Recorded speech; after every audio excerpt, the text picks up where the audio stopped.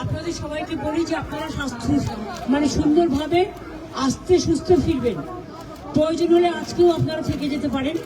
আপনাদের থাকার সব অ্যারেঞ্জমেন্ট আছে, ডিএম করেছেন, গঙ্গাসাগর প্রশাসন করেছেন, আপনাদের অসুবিধার কোনো কারণ নেই।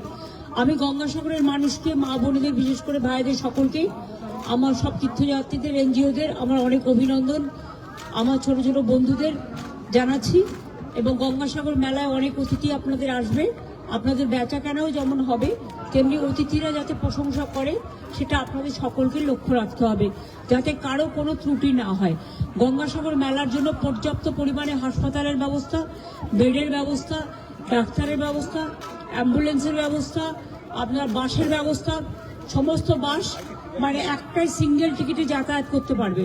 আর 5 লাখ টাকা করে সবার ইন্স্যুরেন্স করা আছে, যদি কেউ দুর্ঘটনা কবলে মারা যায় বা কিছু হয় সেজন্য আমরা পুরো মেলায় যারাই আসে এবং তীর্থযাত্রী সহ, লোকাল লোক সহ, সাংবাদিক সহ, সকলের, অফিসার সহ সকলের একটা ইন্স্যুরেন্স আমাদের করাই থাকে।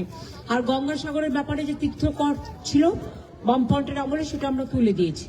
সুতরাং আমরা মনে করি সবকিছু ভালোভাবে হোক। কালকে আবার আউটরাম ঘাটে প্রোগ্রাম হবে, দেখা হবে।